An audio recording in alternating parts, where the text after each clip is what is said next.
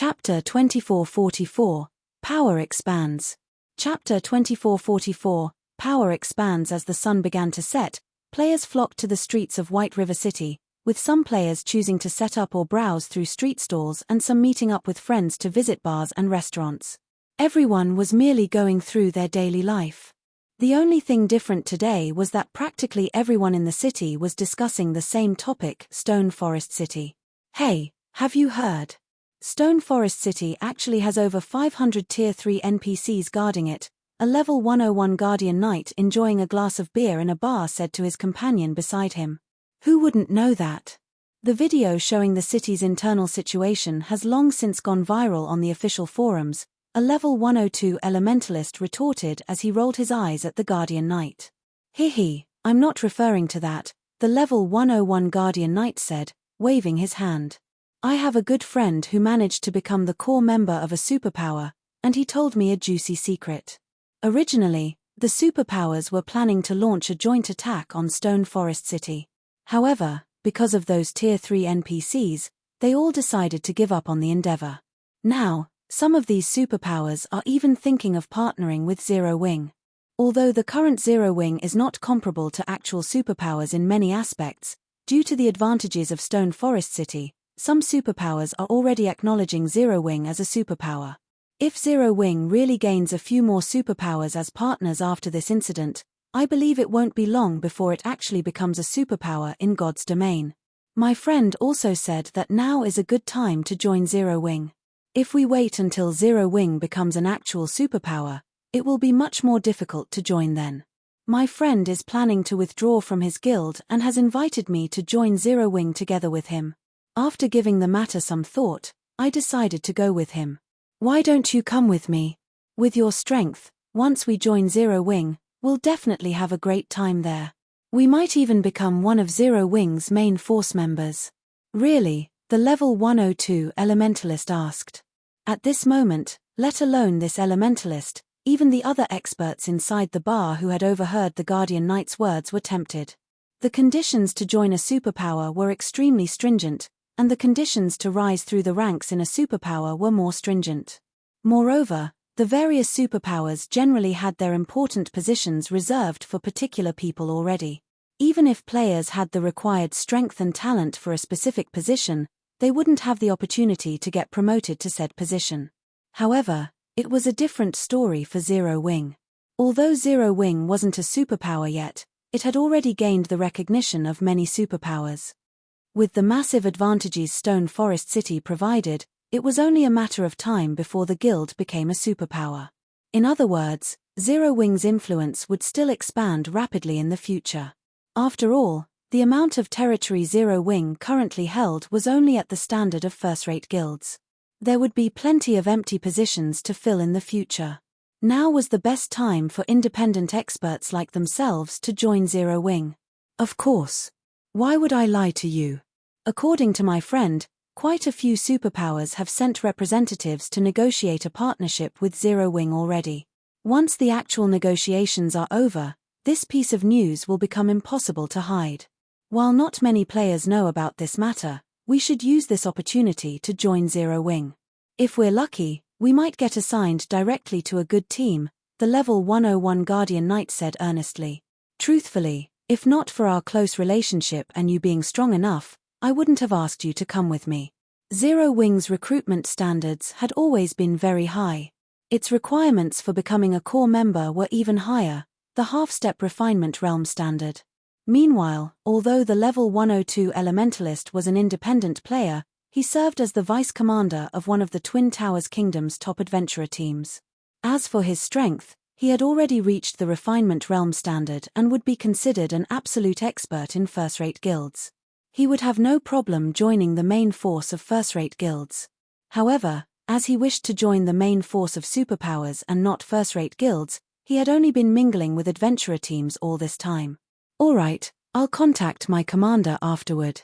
Once I've settled my affairs, we'll apply with Zero Wing, the level 102 elementalist said, nodding after seeing the earnest look on the Guardian Knight's face. At the same time, desire and anticipation also surfaced in his eyes. After overhearing the level 102 elementalist agree to the Guardian Knight's suggestion to join Zero Wing, the other experts inside the bar were tempted by the proposition as well. Zero Wing's strength and foundations had already received the recognition of many superpowers. This was an excellent opportunity for independent experts like themselves to elevate their position in God's domain. If they seized this opportunity, they could become famous individuals in kingdoms and empires. They might even get to become the ruler of a city, at which point, their lives would thoroughly change. After all, many major corporations were investing astronomical sums into God's domain right now. Moreover, God's domain had also started affecting the various industries in the real world. Meanwhile, during the time White River City's expert players were gravitating toward joining Zero Wing, and Heroic Woman was currently observing Zero Wing's residents from an advanced restaurant nearby. Vice Guild Leader, those people have stated that they are powerless over this matter. Unless we have some way of dealing with those Tier 3 NPCs, they aren't willing to take action, a tall man exceeding 2 meters in height reported after entering the private room the beautiful woman occupied. How interesting. It seems Zero Wing really has kept a lot of secrets hidden. When Cold Shadow heard her subordinate's report, not only did she not react in rage, but she even smiled. Since that is the case, we'll shift to Plan B. We'll give up on purchasing Zero Wing for now and search for a replacement on the eastern continent to fulfill the guild's task first. At the same time, notify the old instructor about this matter. Have him figure out a way to deal with Zero Wing in Fenglin City. Even if he can't deal with Zero Wing in God's domain, I refuse to believe that he can't do anything in the real world, either. Although she did not know how Zero Wing managed to secure so many Tier 3 NPCs, no power in God's domain was capable of stopping mythology's progress, not superguilds, much less Zero Wing. Moreover, although many superpowers had chosen to partner with Zero Wing after this incident, even more superpowers had secretly started taking action against Zero Wing. After all, Zero Wing had touched upon their profits. Meanwhile, during the time Zero Wing's position and the number of experts the guild possessed were continuously rising, Shifeng was frantically producing the 12 elemental pillars in the candlelight trading firm. Due to Stone Forest City's display of strength, Giant's Heart, Unyielding Soul, and 13 Thrones, which were originally planning to buy only a small number of the advanced ancient barrier, decided to place huge orders instead. Including the secret pavilion's order, Shifeng now had to supply a total of 700 sets of 12 elemental pillars, far beyond his expectations. As a result, Shifeng had become rich overnight. Including the income Stone Forest City generated, only a few superpowers in existence could rival the liquid funds he currently had on hand. This was especially true in regard to magic crystals. Currently, Shifeng had 4 million magic crystals on hand. Even after expending some on the 12 elemental pillars production, he would still have a frightening amount left. Guild Leader, thus far, 3 superpowers have come to seek a partnership with us. They're willing to use a portion of their realms of refinement legacies to exchange for the 12 elemental pillars. Moreover, during this period, a large number of experts have applied to join the guild. Currently, we have accepted over 2,000 experts, among which, over 30 are in the refinement realm. A few Tier 3 experts have also joined us. At this rate, it won't be long before we have more than 100 Tier 3 experts and 200 refinement realm experts, Aqua Rose reported excitedly as she looked at Shifeng. 200 refinement realm expert. This number might not be comparable to what superpowers possessed, but this many refinement realm experts would resolve Zero Wing's manpower shortage. Moreover, the guild could also field many more exploration teams in level 100 neutral maps. We have so many already. Shifeng was surprised to hear Aqua Rose's report. He never thought that revealing his Night Division's strength would bring such excellent results to the guild. Originally, he had only planned to use the Night Division as a deterrent against the various superpowers. After all, if Zero Wing truly fought against the various superpowers' joint army, the best result would be a Pyrrhic victory since Tier 3 NPCs were not invincible. Moreover, they were as difficult to resurrect as personal guards. Players, on the other hand, were different. Even if players died, they would be as good as new in less than an hour. At worst, they would lose some combat power. However, they would still be Tier 3 players, and their combat power would still triumph over Tier 2 players. This was also the reason why expert players were the true representation of a guild's foundations and strength, while NPCs only served as a supporting tool and could never become a guild's true power. Meanwhile, if the number of Refinement Realm experts Zero Wing had reached 200, then Zero Wing would have the capital to truly contest with the various superpowers over hegemony in God's domain. However, just like you've anticipated, the various superpowers have also started taking joint action in level 100 neutral maps. Not only have they started targeting our people, but they've also placed restrictions on materials for high-level potions and tools. This situation has forced us to purchase materials from the secret pavilion at a high price, Aqua Rose said, frustrated. Although Zero Wing had won the war without shedding any blood and received acknowledgement as an equal from many superpowers, it had also become an eyesore for many other superpowers. Now, these superpowers no longer treated Zero Wing as a negligible existence but as a competitor. They sure have moved quickly. Shifeng smiled bitterly, shaking his head. Have fire dance and the others get ready. Once I'm done making the 12 elemental pillars, we'll head over to the western continent. Shifeng was not surprised by the actions the various superpowers took. After all, there was only so much profit to go around in God's domain. It was only natural for Zero Wing to face heavy resistance when trying to get a larger cut of the cake. However, he did not pay much heed to this matter because he had a much more worrisome problem to deal with, which he had been ignoring due to the guild's inadequate strength. Now that Zero Wing possessed a city in a level 100 neutral map and he had become a lord himself, he had no choice but to worry about the aggression of the dark forces. When that time arrived, dark players would thoroughly shed all pretenses with normal players. The dark forces were still inactive right now only because dark players had yet to truly start exploring level 100 plus neutral maps. However, as more dark players reached Tier 3 and explored the various level 100 plus neutral maps, they would come across dark forces that had been banished by the various kingdoms and empires to level 100 plus neutral maps.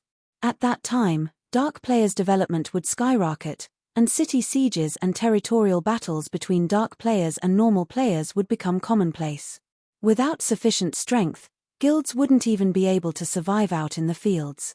This was also the reason why some superpowers had gone out of existence after mainstream players started reaching level 100 and beyond. To ensure Zero Wing's continued development in level 100 plus neutral maps, he had to nurture a large number of Tier 3 experts as soon as possible. Moreover, the guild also had to be capable of mass-producing level 100 plus top-tier weapons and equipment. Simply relying on field bosses and team dungeons would not keep the guild alive. Hence, sufficient materials were necessary. I'll notify them right away. Upon hearing Shifeng's words, Aqua Rose could not help rejoicing. She had always been very curious about the western continent. Following which, Shifeng spent the next few days working in his special forging room and ended up producing as many as L3 sets of 12 elemental pillars. At the same time, his efforts had also brought him to level 110, his leveling speed not the slightest bit slower than that of players grinding out in the fields. Of the L3 sets, 800 sets were meant to fulfill the orders from the secret pavilion and Zero Wing's other partners, while the remaining 500 sets were reserved for Zero Wing's expert teams. During the time the various superpowers were making use of their 12 elemental pillars to achieve extraordinary results in level 100 neutral maps, Shifeng led Aqua Rose and other members of Zero Wing's core upper echelon to the Demon Wolf Mountain Range's teleportation gate. After spending 20,000 magic crystals, Shifeng's team of 10 transformed into streaks of light and disappeared into the Silver Gate. The intercontinental teleportation took several minutes to complete. When everyone opened their eyes again, what appeared before them was a desert completely devoid of life. So, this is the Western continent. Aqua Rose was surprised as she looked at the endless desert around her. The reason for her surprise was the scarcity of mana in this place. The ambient mana was actually thinner than even the mana in the Eastern continent's Forbidden Lands. She could tell that she would have great difficulty casting Tier 3 spells here despite her high-ranking mana body. Weaker Tier 3 players might not even be capable of using their Tier 3 skills and spells and might be limited to skills and spells of weaker tiers. Sure enough, The mana density here is much lower than on the eastern continent. When Shifeng sensed the ambient mana, he was similarly overwhelmed by a sense of discomfort. It had already been a long time since he had experienced such a low mana density environment. However, he did not dwell on the matter, just immediately recorded the coordinates of the teleportation gate here and summoned his Thunder Eagle. He then took a look at the system map and brought everyone toward the nearest NPC city. Read latest chapters at Wuxia World. The desert that housed the teleportation gate was much larger than Shifeng initially expected, taking more than 2 hours of flight to exit. During their journey, they had discovered plenty of level 100+ Great Lords and Grand Lords and even level 120 mythics. Fortunately, the Thunder Eagle was sufficiently fast, so they were able to escape these mythics' attack range in time. Had they been using land mounts, they would have most definitely suffered annihilation. Guild leader, there's a battle involving tens of thousands of players over at that demonic silver mine, Aqua Rose said, curiosity gleaming in her eyes as she gazed at a nearby mine from the Thunder Eagle. A demonic silver mine was merely a grade 3 vein, yet it had actually incited a battle between tens of thousands of players. Moreover, not only were the participants of this war level 105+ experts, but there were even 100-odd tier 3 experts among them. This was practically a war between two superpowers. The Azure Chamber of Commerce. When Shifeng studied the players fighting below, he noticed that the commander of the mine's defenders was someone he was familiar with, Yang Xiaoqian, a genius on the Azure Chamber of Commerce's fast track. Chapter 2445. You have two choices. Chapter 2445. You have two choices. Guild leader, is it someone you're familiar with? Aqua Rose asked curiously when she saw Shifeng muttering to himself. The Western continent was utterly foreign to Eastern continent players like themselves. Although the distance separating the two main continents was not as great as the distance between the main continents and the various other worlds, in God's domain, it was as if a barrier existed between the two main continents. Not only was information on the two main continents segregated, but even the cultures of the two continents differed significantly. For example, players of the same class would give the impression that they possessed a completely different class depending on which continent they played on. Their combat styles would be quite dissimilar. On the Eastern continent's side, battles were fought using mainly a combination of combat techniques and skills or spells, with mana control playing only a supporting role. Meanwhile, on the Western continent, battles were fought using mainly a combination of mana control and skills or spells, while combat techniques were only for support. Aside from the difference in combat styles, the greatest contrast between the Eastern and Western continents was the management styles that the various kingdoms and empires adopted. On the Eastern continent, NPC kingdoms and empires relied on their national armies to manage their cities. On the Western continent, however, NPC cities were managed by the Adventurers Association. The various kingdoms and empires' armies only served to maintain the safety of their respective countries' borders and fend off the main forces of the demonic creatures. As there existed many demonic creatures on the Western continent, armies of demonic creatures regularly invaded kingdoms and empires.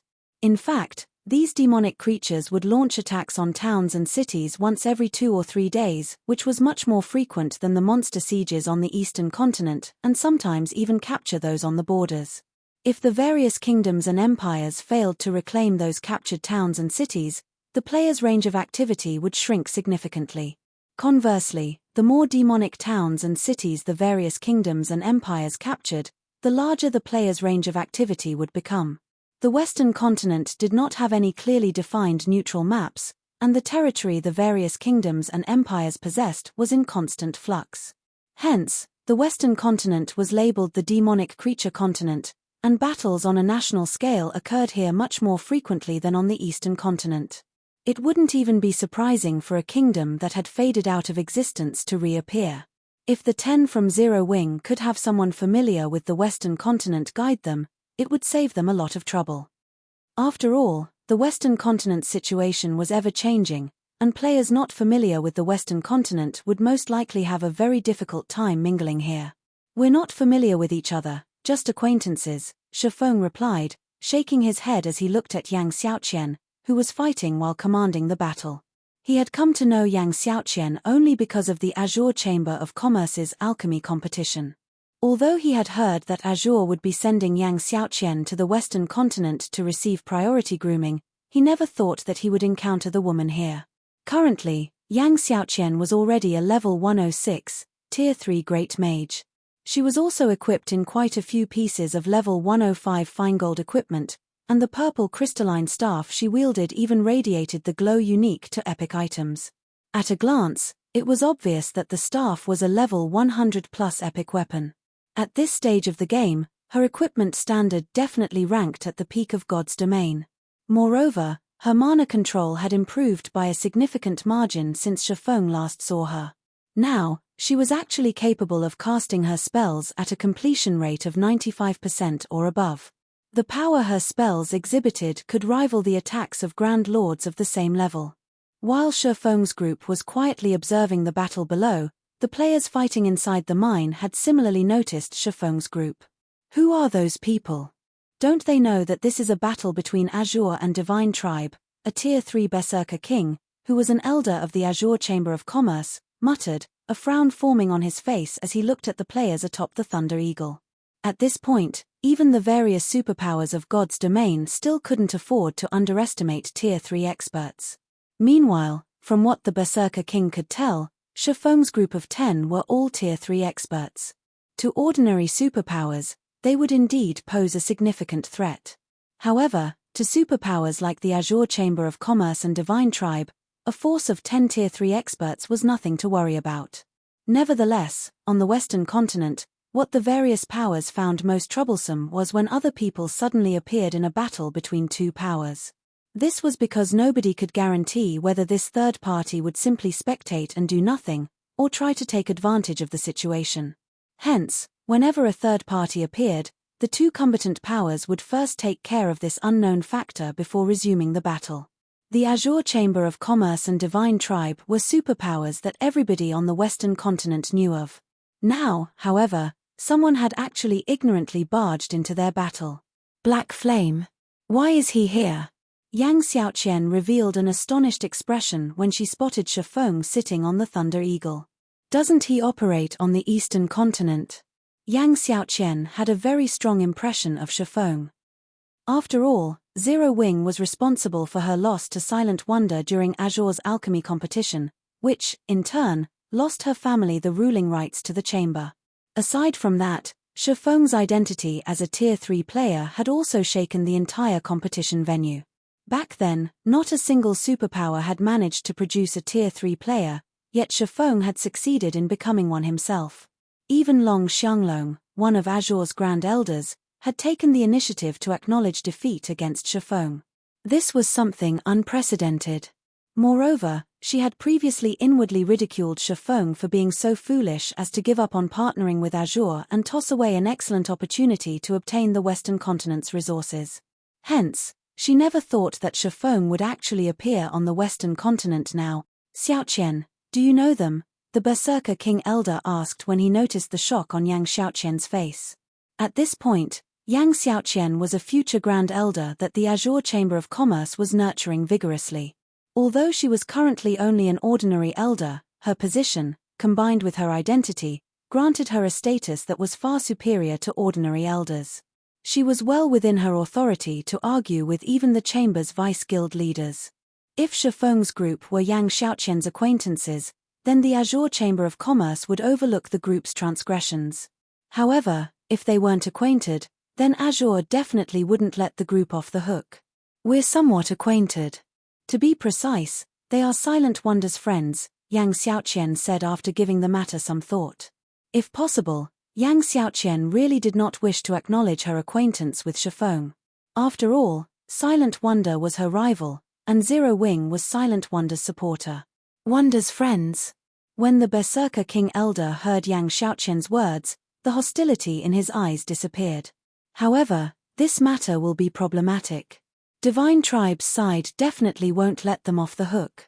The Long family had already acknowledged Silent Wonder as its future heiress. Since the Long family now held the ruling rights for Azure, Silent Wonder's position in the chamber was higher than even the chamber's Grand Elders. Hence, Any friend of Silent Wonders was naturally Azure's friend as well. Only, as they were currently busy defending the mine, they could not spare any manpower to rescue Shifeng's group. Just as the Berserker King Elder finished speaking, Divine Tribe's army dispatched a force of several hundred players to intercept Shifeng's group. Among these players, as many as 20 were Tier 3 players. And leading this detachment was McCaffrey, the vice commander of one of Divine Tribe's trump card legions. Due to his special legacy, McCaffrey possessed a gigantic body 3 meters tall, which earned him the nickname Morning Giant. Even Tier 3 domain realm experts couldn't last very long in a fight against him. In the next moment, the giant bat McCaffrey rode arrived before Shifeng's group. As he glared at Shifeng's group, the dark aura enveloping his body made the surrounding space uncomfortably hot. I don't know who you people are, but since you dared set foot into Divine Tribe's battlefield, then don't think you can leave easily, McCaffrey said in a rough and deafening tone. You all have 2 choices. The first is to apologize and hand over 10 pieces of level 100 plus fine gold equipment as compensation. As for the other option, believe me, you will not like it very much. Upon hearing McCaffrey's words, the Divine Tribe members around him sneered as they looked at Shifeng's group. At the same time, they also took out magic scrolls to seal the surrounding space and track the souls of Zero Wings members. Read latest chapters at Wuxia World. EU. It was obvious from the actions of Divine Tribe's members that they were proficient in fighting against players that possessed flying mounts. However, to the surprise of Divine Tribe's members, Shifeng and his companions remained indescribably calm even after hearing McCaffrey's friendly warning. In fact, there was even a hint of pity in their eyes. What's going on? For a moment, Divine Tribe's members were confused as to which side was stronger and which was weaker in this confrontation. I'll give you 2 choices as well, then. The first is to apologize and pay compensation. I don't want much. Just 100 pieces of level 100 plus fine gold equipment will do. As for the other option, I believe you won't like it very much, either, Shifeng retorted, his mouth curving in a calm smile as he swept his gaze over Divine Tribe's members. Chapter 2446, Repent. Chapter 2446, Repent. As soon as Shifeng finished speaking, silence fell over the area as Divine Tribe's members gawked at Shifeng, their eyes wide in shock. Shifeng had not spoken very loudly. Ordinary players standing 20 yards away from him wouldn't have been able to make out his words. However, everyone present was an expert. Their 5 senses were far superior to ordinary players, so they heard Shifeng's words just fine. Despite that, however, Divine Tribe's members still could not help but wonder if they had heard wrong. After all, how could there possibly be anyone that would dare speak to Divine Tribe in such a manner? Not even the Azure Chamber of Commerce's guild leader would dare speak to Divine Tribe in such an arrogant manner, yet a random Tier 3 player like Shifeng actually had. Did you guys not hear what our guild leader said? If you apologize quickly and hand over 100 pieces of level 100 plus fine gold equipment as compensation, then we will let this matter slide. Otherwise, the consequences definitely won't be something you'd be willing to bear. Kola repeated Shifeng's words as he looked at the stunned Divine Tribe members. Unlike Shifeng, Kola had shouted, and his words echoed throughout the entire mine below. Let alone the several Divine Tribe members before him, even the tens of thousands of players in the mine below heard him loud and clear. Who are these people? They actually dare spout such nonsense against Divine Tribe? Although I don't know who they are definitely dead now. They won't die just once today. Now that they've provoked Divine Tribe in such a manner, Divine Tribe will surely kill them back to level 0. The Azure Chamber of Commerce's members were stunned as they looked at Shifeng's group on the Thunder Eagle.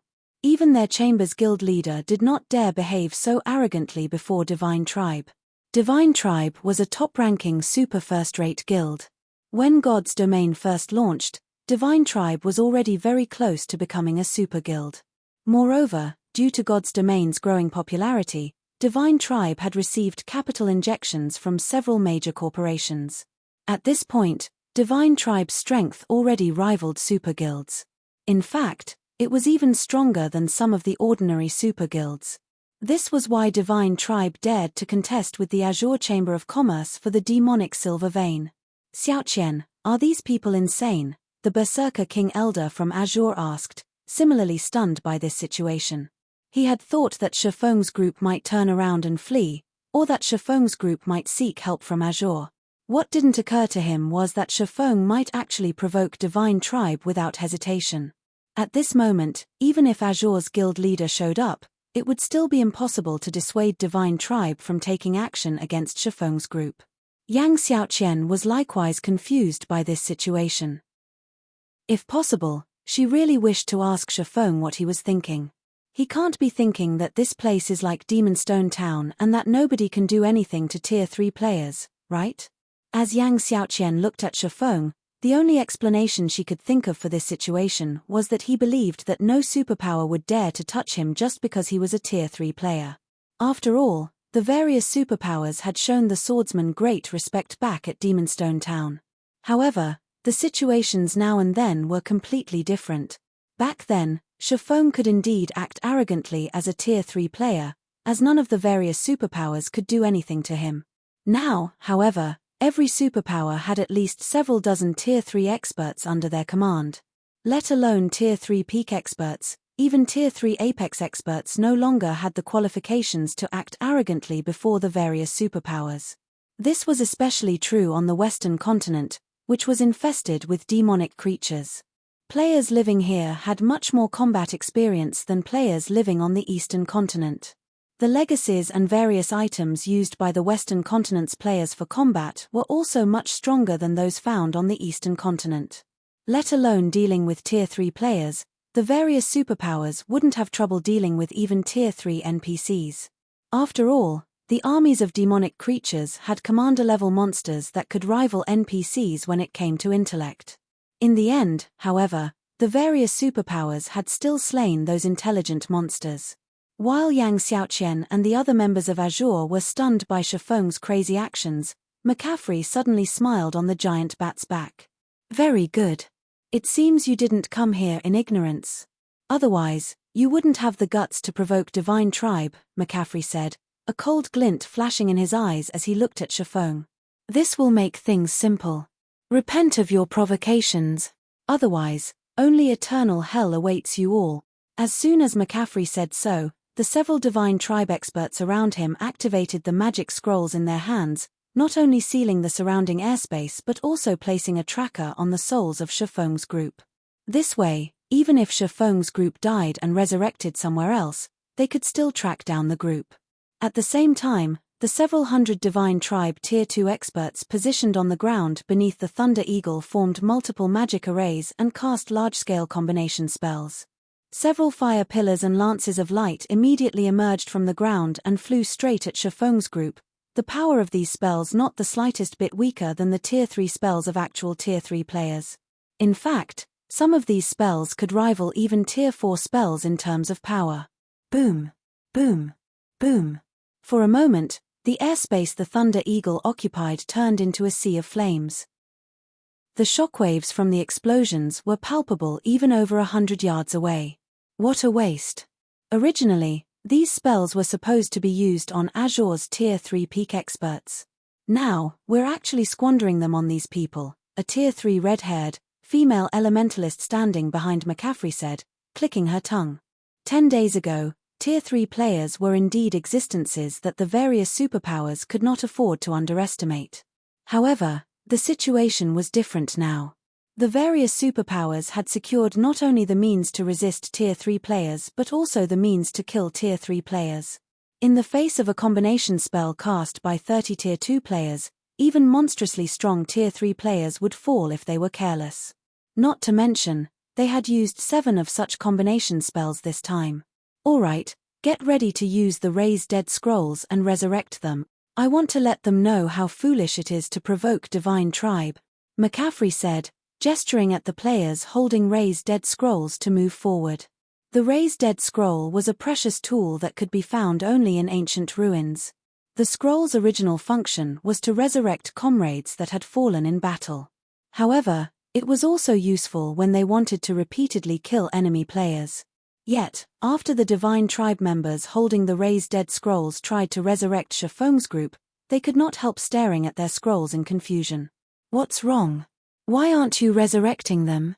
McCaffrey demanded after seeing that the raised dead scrolls remained in his subordinate's hands. Vice Guild Leader, for some reason, these raised dead scrolls can't resurrect them. The scrolls might be broken, a Tier 3 Ranger reported. Broken? McCaffrey was a little surprised at this situation. He then returned his gaze to the sea of flames before him. Read latest chapters at Wuxia World. The raised dead scrolls had never failed to activate before. If the resurrection failed, then that could only mean one thing. The target of resurrection was still alive. In the next moment, the flames started scattering, and the perfect figure of the Thunder Eagle appeared hovering amidst the remnant flames. Surrounding the Thunder Eagle was a barrier that thoroughly isolated the flying mount from the inferno. This barrier was the product of Shi Feng's absolute domain. Since you're done attacking, it's my turn now, Shi Feng declared. He then raised his arm and started incanting, casting Flame Domain on McCaffrey's group. Chapter 2447, 7 Luminaries Rings True Power. Chapter 2447, 7 Luminaries Rings True Power. As Shi Feng started chanting, a twofold magic array with a 60-yard radius appeared above McCaffrey and his several hundred members. A large-scale destruction spell? Not bad. When McCaffrey saw the two gigantic, crimson magic arrays above him, he was slightly surprised. He had never thought that a swordsman like Shi Feng would possess such a rare spell. He immediately shouted to his subordinates, "Everyone, use instantaneous movement scrolls and get out of here." Large-scale destruction spells were no longer foreign to God's domain's various powers. Such spells were commonly used during guild wars as they were the most effective in large-scale combat. Hence, the various powers had thought of an appropriate countermeasure. They'd use instantaneous movement scrolls to escape the spell's AoE as quickly as possible. Although large-scale destruction spells were frighteningly powerful, they had very long cast times. Once one noticed a player casting a large-scale destruction spell, they could easily flee the attack with an instantaneous movement scroll. Of course, large-scale destruction spells still had massive effects. Guild wars were generally chaotic, involving extremely large numbers of players. Some players were bound to fail their escape attempts due to enemy interference or lack of instantaneous movement scrolls. Large-scale destruction spells would still hit quite a few players, proving effective regardless. However, McCaffrey only had several hundred subordinates with him, and they were all Divine Tribe experts. Every one of them had a few Tier 2 instantaneous movement scrolls, not to mention the Tier 1 version. They had all prepared these scrolls on the off chance that they were attacked with large-scale destruction spells or war weapons like gnome cannons. Following their orders, Divine Tribe's experts pulled the scrolls from their bags. Meanwhile, McCaffrey steered his flying mount out of Flame Domain's range. However, just as everyone began to flee, the twofold magic array above them completed and began to absorb mana from its surroundings. Like a black hole, the array drained all of the mana within a 500-yard radius. Now, not only was the area around the magic array devoid of mana, but the array's rapid mana absorption had also created spatial distortions within the area. For a moment, the sky darkened, and all players within Flam range felt stifled as if they had just fallen into a bottomless swamp. What's going on? Why has the sky gone dark? It's so hard to breathe or move. My instantaneous movement scroll won't activate. No, that's not right. It's not just instantaneous movement scrolls. I can't even use my Tier 2 blink spell. What kind of large-scale destruction spell is that? The Divine Tribe members within Flame Domain's AoE panicked, losing their composure. Before they could regain their senses, however, mana began to gush out of the twofold magic array above the battlefield. In the next moment, towering pillars of fire rose from the ground. Every Divine Tribe member within range was instantly incinerated. Even some of the weapons and equipment they dropped scorched to black, turning into nothing more than scrap metal. The flaming pillars' intense temperature melted the dirt under their feet to white-hot magma.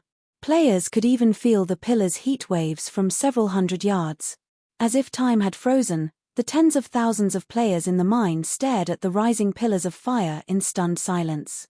What did he do? Shock and curiosity swam in Yang Xiaoqian's gaze as she glanced at Shi Feng, who remained standing on the Thunder Eagle's back.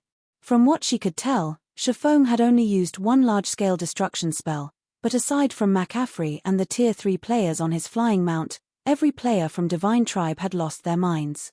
They had all pulled instantaneous movement scrolls from their bags, yet they stood to watch Shifeng's spell erupt. It almost looked like Divine Tribe were performing with Zero Wing for the Azure Chamber of Commerce. However, Divine Tribe was a top-ranked super first-rate guild that could even rival super guilds, and they were currently on the Western continent, not the Eastern continent. There was no way Divine Tribe would go to such lengths to show respect for a guild leader from a pseudo-superpower like Zero Wing. Yang Xiaoqian and Azure's members weren't the only surprised players. Even Shifeng was taken aback by his results. Casting Flame Domain with a mana body is actually this powerful? Shifeng could not help but glance at the 7 luminaries ring on his finger after watching several hundred Divine Tribe members turn into ash. Although he had known that skills and spells would become considerably more powerful when players reached Tier 3 and acquired their mana bodies, he hadn't thought that the 7 luminaries rings' activatable skills would become this strong. He had only intended to use Flame Domain to scatter Divine Tribe's members. Their team's combination spells were a challenge to deal with, and if he allowed Divine Tribe's Tier 2 experts to use those spells freely, even he would struggle against them. He hadn't actually expected to annihilate all of those Tier 2 experts with one Flame Domain. And the spell had even absorbed all available mana within a 500-yard radius. He had only seen such fearsome spells a handful of times, even during his previous life. Robbing an area of its mana was a terrifying ability in God's domain. Mana was the foundation of everything in the game. It was both the source of life and the source of power. Exposing a player to an area devoid of mana was even more torturous than sending someone into the vacuum of space. Not only couldn't players use skills and spells in an area empty of mana, but even survival would be a problem, especially for players that hadn't yet obtained a mana body. Exposure to such an area was practically fatal. While Shifeng stared at his 7 luminaries ring, McCaffrey gave the swordsman a grim look. This was the first time he had encountered a spell that could eliminate several hundred of his Tier 2 subordinates without giving them the chance to flee. Vice Commander, the spell that player just used is too powerful. It had devoured all mana within its range. Tier 3 players like us might be fine in such an environment, but Tier 2 players are sheep for the slaughter, the red-haired, female elementalist behind McCaffrey said as she watched Shifeng's group with a serious expression. Read latest chapters at Wuxia World. EU. The other Tier 3 experts from Divine Tribe began to observe Shifeng's group carefully, as well. They no longer dared to write off the strangers as ignorant challengers. With Shifeng's large-scale destruction spell, they wouldn't be able to rely on Tier 2 experts in an attack against Shifeng's group. They could only rely on Tier 3 experts like themselves. Unfortunately, Tier 3 experts were still incredibly rare. Gathering enough of them to defeat Shifeng's 10 Tier 3 experts would be a major challenge, especially if Shifeng and his companions focused on fleeing. Suddenly, Shifeng looked up at McCaffrey and asked, "Do you want to continue?"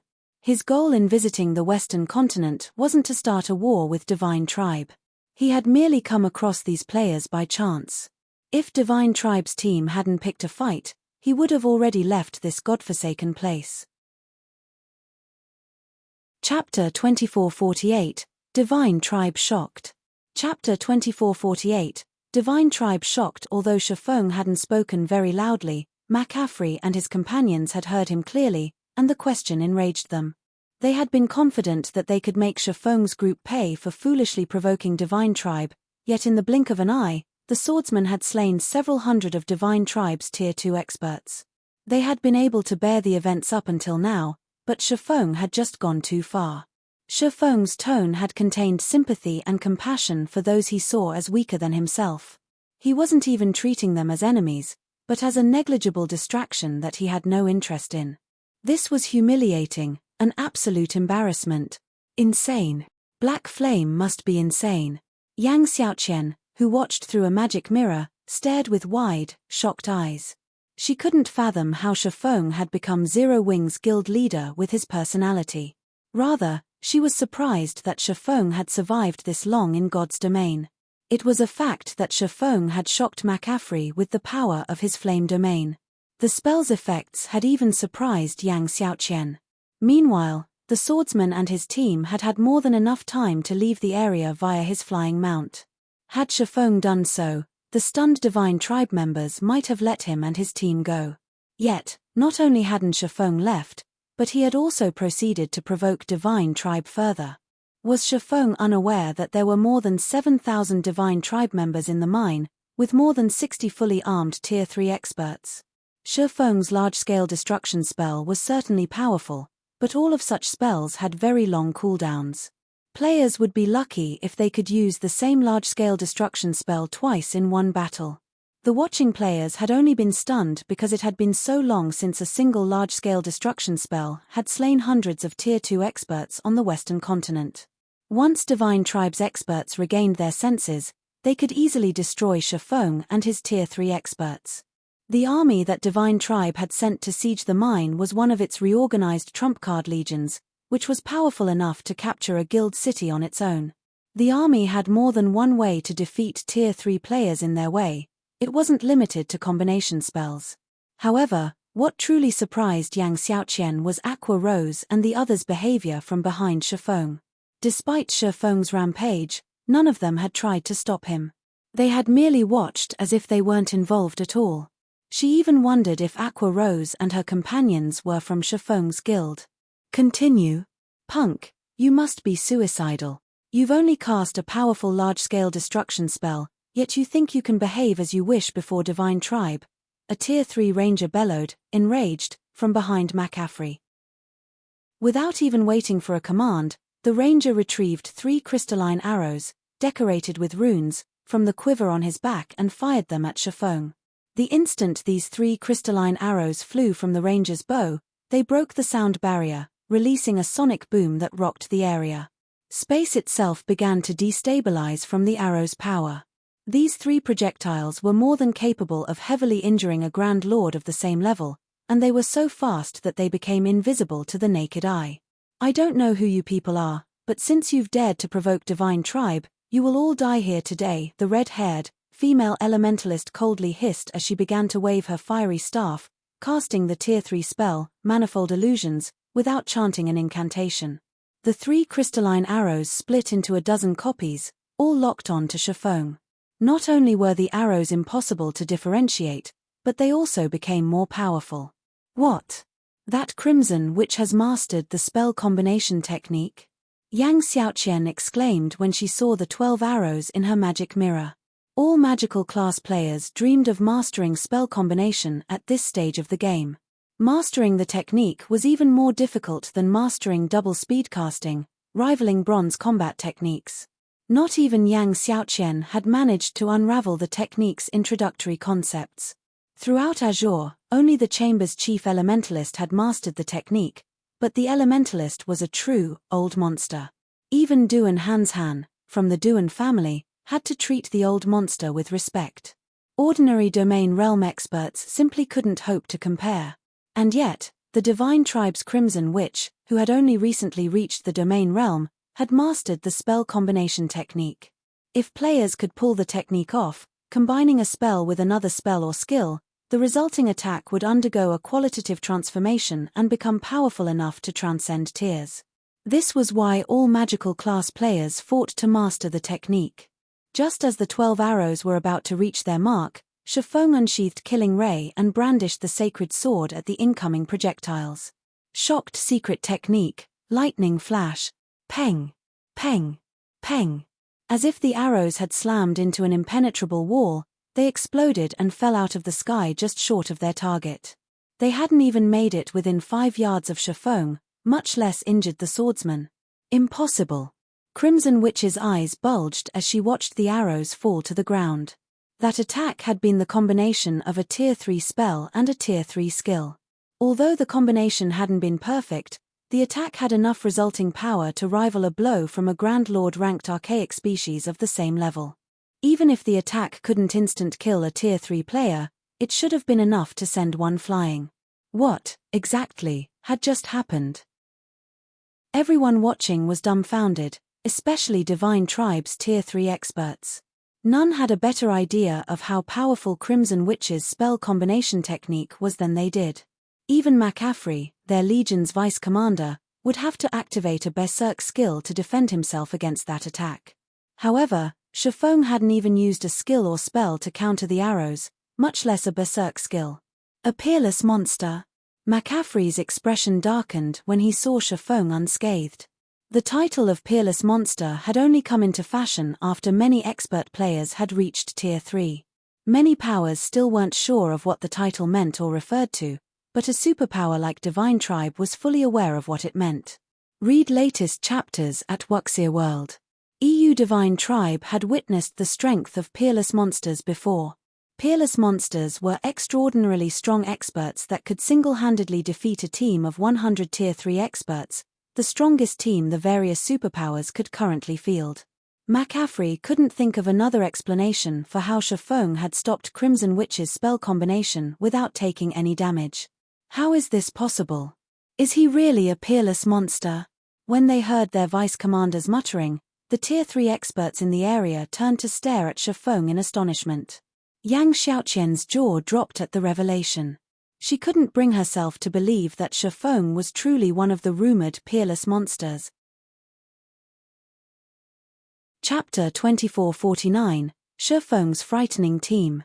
Chapter 2449, Shifeng's Frightening Team. Since McCaffrey had acknowledged the possibility that Shifeng was a peerless monster, everyone looked at the swordsman in a different light. Divine Tribe's members, in particular, no longer radiated their prior killing intents. Now, they only gazed at him in fear and awe. None of Azure's members were surprised, and they didn't ridicule Divine Tribe's members for being cowards. They were just as aware of how powerful Tier 3 peerless monsters were.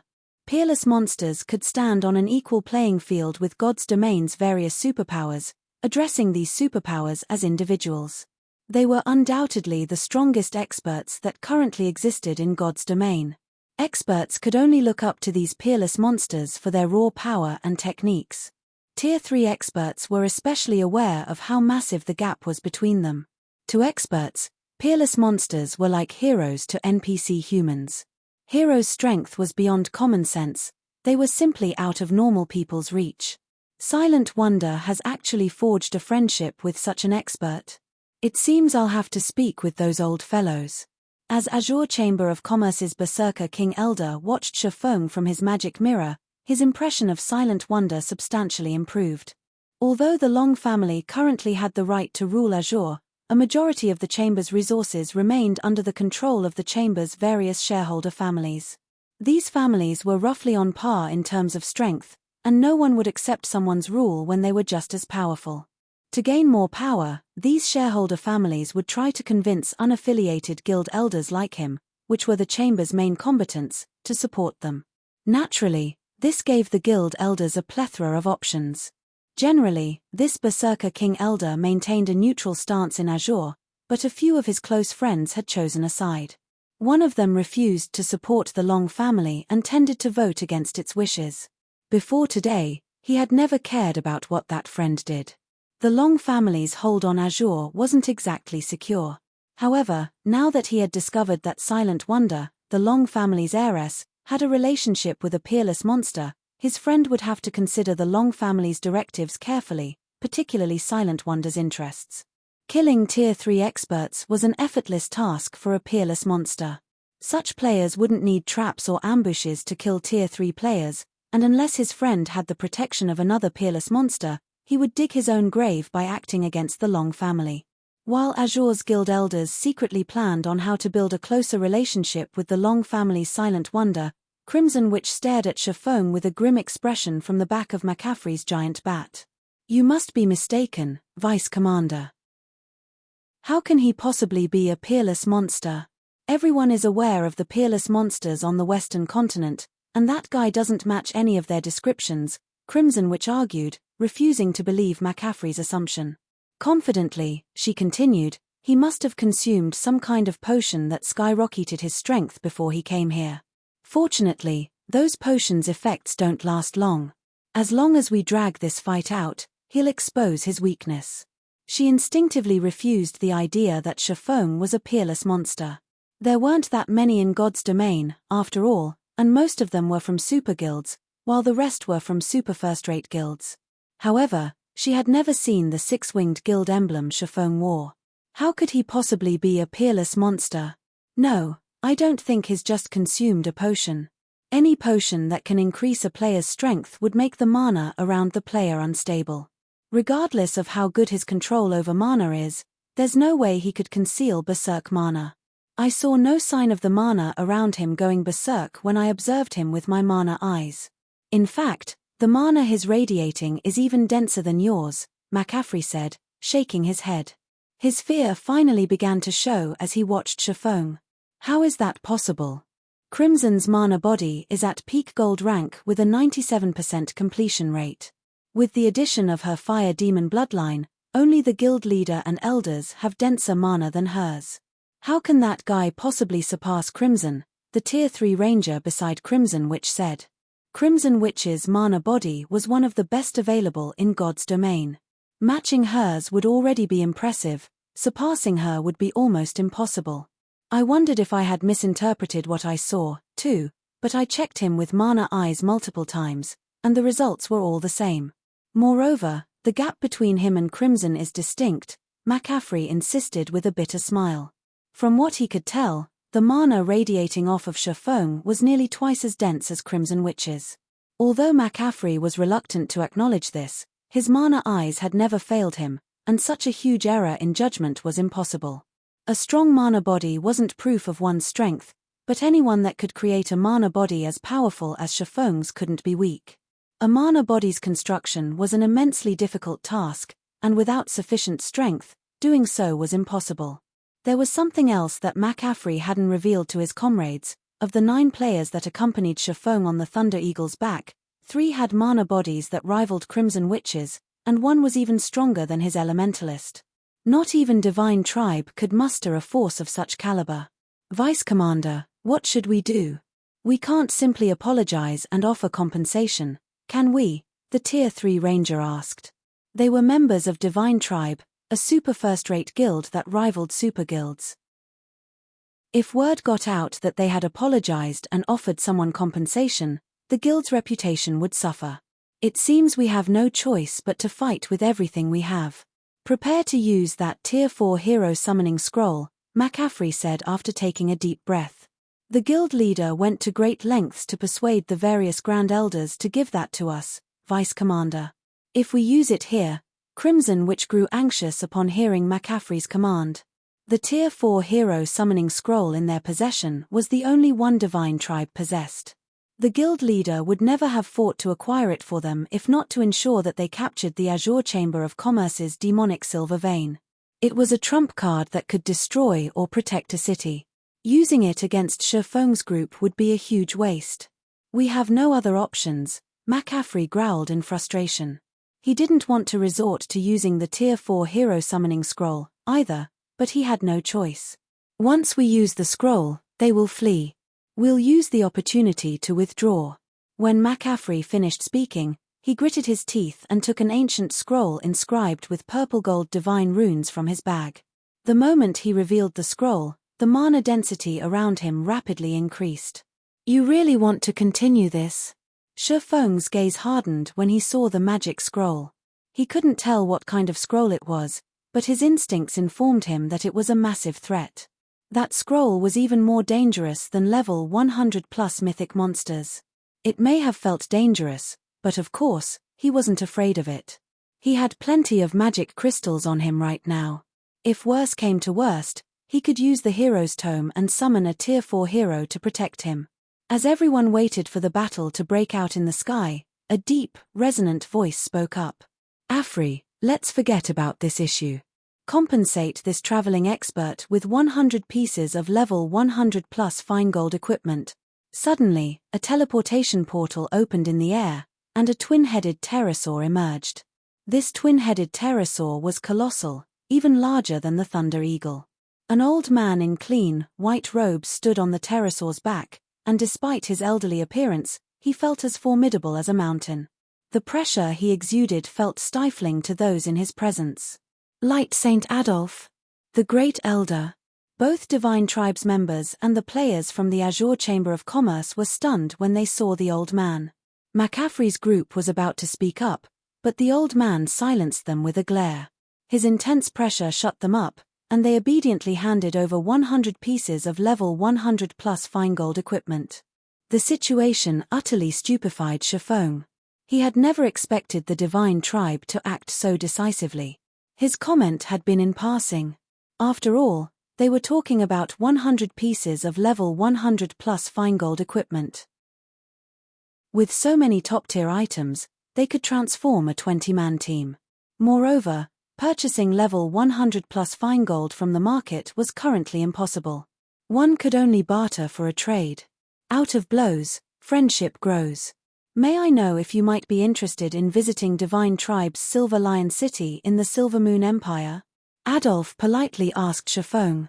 That won't be a problem. I'd be more than delighted to, Shifeng said, nodding. He had no qualms with Divine Tribe, and since the guild was willing to go out of its way to show him respect, he wouldn't behave boorishly. Moreover, his primary goal in visiting the Western continent was to visit the various NPC cities and gain an understanding of the Western continent's situation. If Adolf were willing to guide him, he wouldn't refuse the wonderful offer.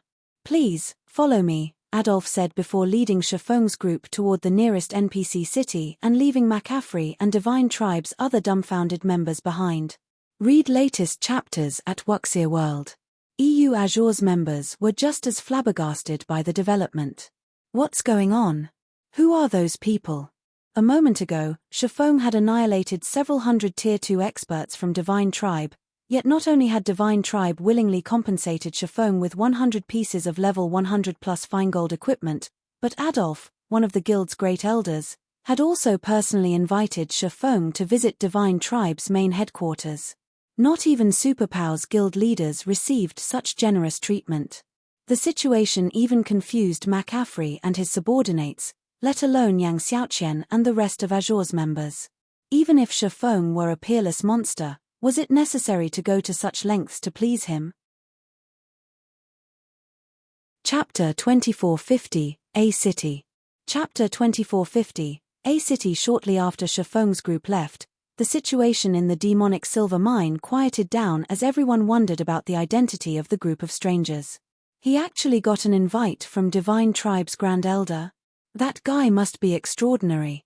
It seems the Long family will rise through the ranks in the next annual competition, the Berserker King Elder from the Azure Chamber of Commerce thought as he gazed in the direction Shifeng's group had disappeared in. He also felt an urgent need to deepen his relationship with the Long family. If players wanted to grow rapidly in God's domain, resources were an absolute necessity.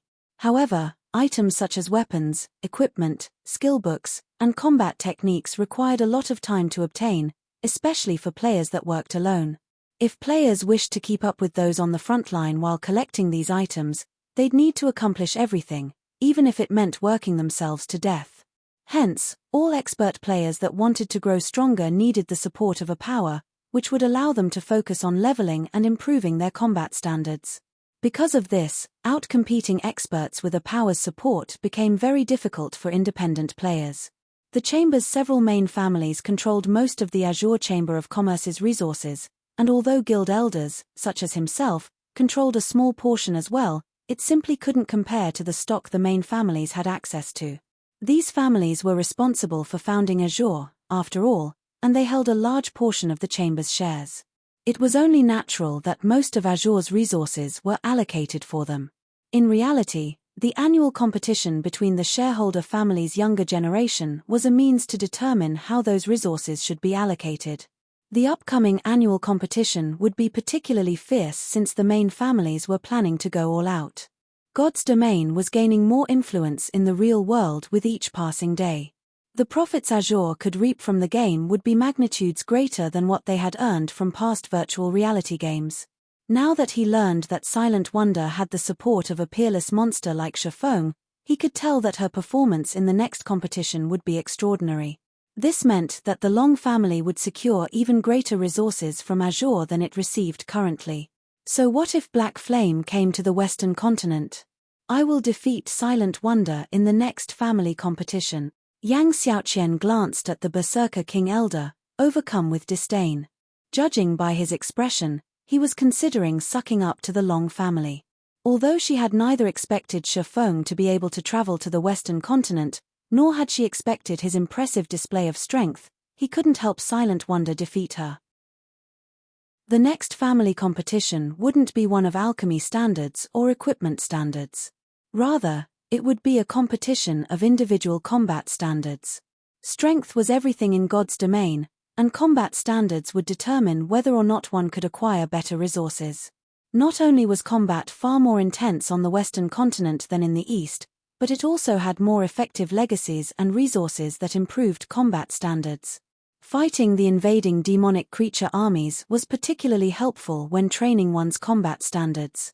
Even if Zero Wing poured everything it had into Silent Wonder's development, she had no hope of matching Yang Xiaoqian and the other geniuses from Azure, who fought and trained constantly in the West. This was exactly the reason that Long Xianglong had tried to bring Silent Wonder to the Western continent after the last competition, but Shifeng had laughably insisted that Zero Wing would be of more help to Silent Wonder than Azure, a power that could travel between the two continents. After Shifeng's group left, Azure and Divine Tribe ceased their fighting. McAfee, who was responsible for commanding the battle on Divine Tribe's behalf, was no longer in the mood for combat, and his troops had relaxed into a mild chaos.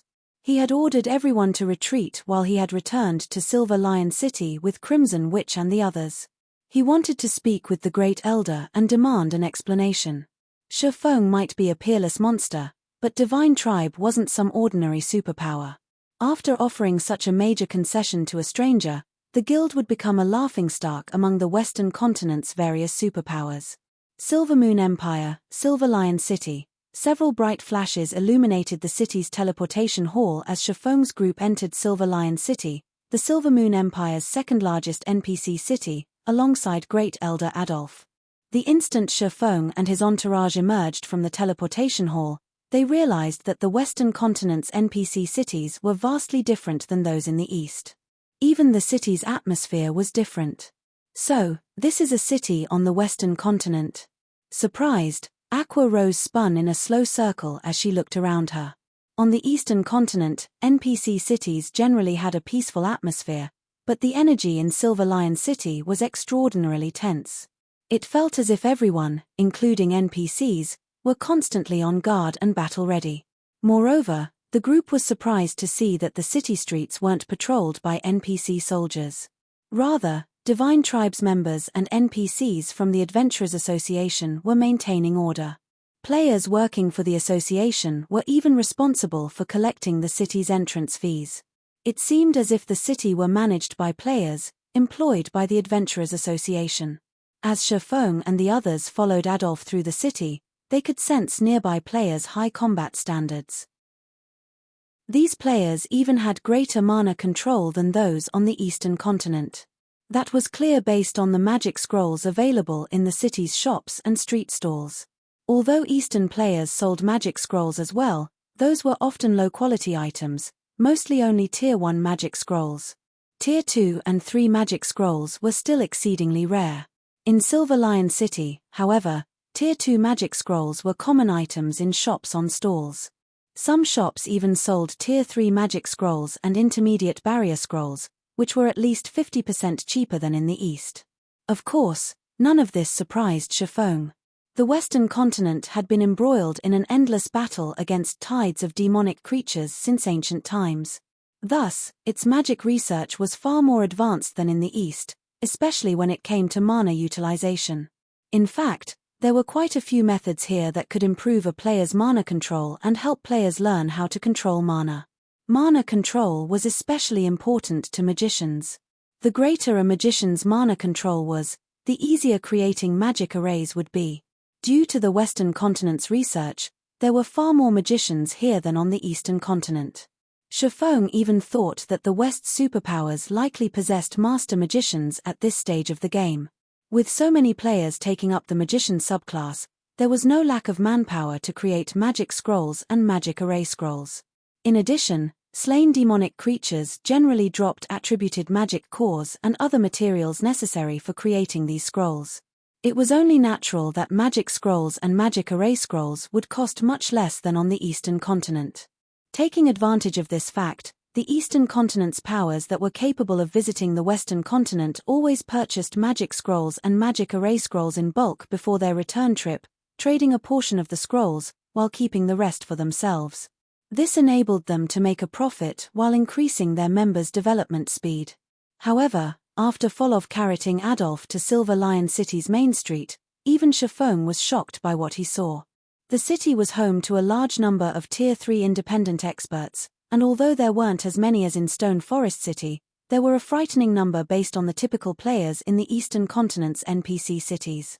Moreover, many of these Tier 3 independent players' life ratings were just as astoundingly high.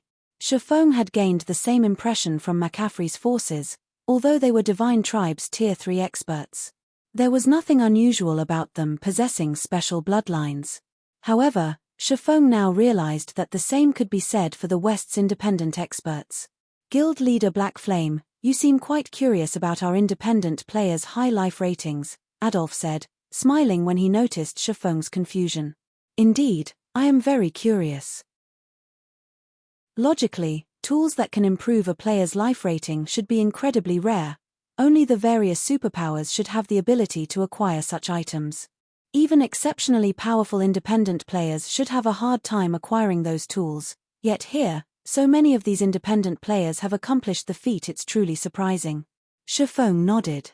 Honestly, this is why I stopped McCaffrey and invited you here, Adolf said, chuckling. Divine Tribe wishes to negotiate a long-term business arrangement with you, Guild leader Black Flame. One of the aspects we intend to offer is the special bloodline, which can increase a player's life rating. May I know if you are interested? A business arrangement. It seems you have done your research, Great Elder Adolf, Shifeng said, smiling. I have. Even before McCaffrey reported your appearance to our main headquarters, I had investigated you and your guild thoroughly. There aren't many guilds that can outbid mythology, after all, Adolf agreed, nodding. I had never thought that you'd be capable of visiting the Western continent, as well. If mythology learns about this, it'll likely be astonished. So, you stayed McCaffrey's hand to invite me to negotiate a partnership. Adolf's explanation surprised Shifeng slightly. He hadn't expected news from the Eastern continent to make it to the West so quickly. There shouldn't be much contact between the two main continents at this stage of the game. Neither side had conducted any in-depth research on the other. Everyone was still busy with the goings-on on their own continent. How would anyone have enough time to care about something unrelated? Indeed, very few powers in God's domain have the ability to travel between the continents. Divine Tribe has constantly been trying to send players to the East to develop, but we've failed to find an appropriate method of travel. Although we've considered working with other superpowers that can do so, their asking prices are too steep, Adolf said. Which leads us to you. Your arrival is wonderful news for Divine Tribe. I also believe that Zero Wing will require a powerful partner in the West. Even if you're capable of supplying a large amount of resources, you don't have the required connections to sell or trade them. Read latest chapters at Wuxia World. EU. As Adolf had revealed, he had investigated Zero Wing thoroughly. Although Zero Wing appeared prosperous on the surface, it was plagued by many crises. Right now, the guild urgently needed a large number of peak or Tier 3 experts to protect it. Otherwise, it would only be a matter of time before the guild crumbled under its own weight. Fortunately, Divine Tribe could offer Zero Wing the solution to this problem. You are correct. Zero Wing does need a powerful partner on the Western continent, and Divine Tribe seems to fit the bill. However, I have one request, Shifeng said. He very much agreed with Adolf's estimation.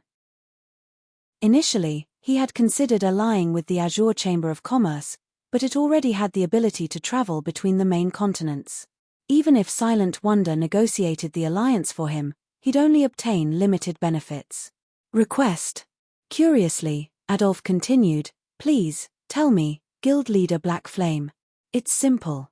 I need to establish a city on the Western continent.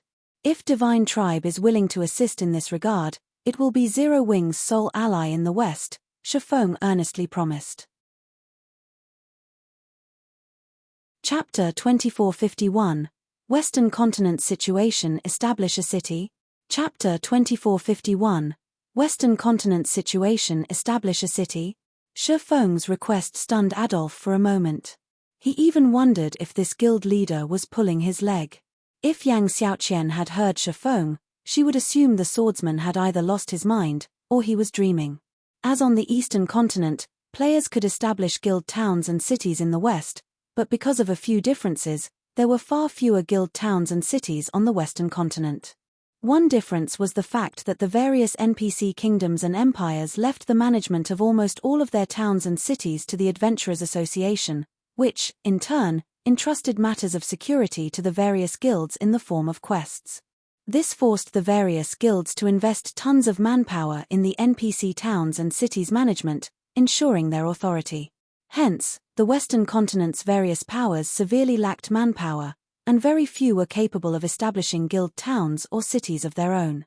There was another major difference that contributed to the various powers' unwillingness to establish guild towns and cities.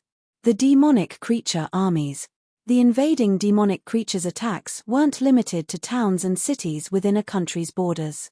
Occasionally, they would also besiege towns and cities deep within kingdoms and empires.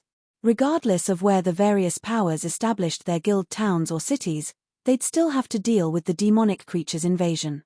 These demonic creature armies weren't like the monster sieges on the Eastern Continent. They operated like kingdoms and empires' well-trained NPC armies. They could even use war weapons against towns and cities. Meanwhile, guild towns and cities didn't have the support of a large number of NPCs like NPC towns and cities. Guilds would have to hire a limited number of NPC soldiers and rely on their own members to stop these demonic creatures. It was easy to imagine how much manpower would be necessary to protect a guild town or city. This was why so few powers had established their own guild town or city on the Western Continent, and those that managed the feat were undoubtedly powerful. At the very least, a power would need to be on par with a first-rate guild to maintain a single guild town or city. Only those that ranked among the top of first-rate guild could maintain 2 guild towns or cities. It'd be no exaggeration to call them pseudo-superpowers. And yet, Shi Feng wanted Divine Tribe to help him establish a guild city on the Western Continent. If he were asking this of any other superpower's upper echelon, they'd likely throw him out the door. This wasn't a partnership, it was daylight robbery. Guild leader Black Flame, are you aware of the situation on the Western Continent? Establishing a guild city here is even more difficult than you imagine. Even now, Divine Tribe only has the power to maintain 5 guild towns and cities, Adolf explained after taking a moment to calm himself. Constructing a guild city on the Western Continent wasn't difficult, but protecting it was. No ordinary power could afford the amount of manpower and resources it would require. Zero Wing only had 10 players on the Western Continent right now. Even if Shi Feng were heaven-defyingly strong, he couldn't defeat an entire army of demonic creatures by himself. It would be up to Divine Tribe to dispatch a player army to protect Zero Wing City, and in doing so, Divine Tribe would likely have to invest more in the endeavor than it would gain from its alliance with Zero Wing. Zero Wing was only a pseudo-superpower in the East right now, it didn't have much influence, and it could only secure a limited amount of resources. Moreover, the manpower Divine Tribe would have to invest would be manpower the guild couldn't use in the future. It simply wasn't a worthwhile trade. I understand how difficult it is to establish a guild city on the Western Continent, which is why I'm asking for Divine Tribe's help. Shi Feng nodded while chuckling.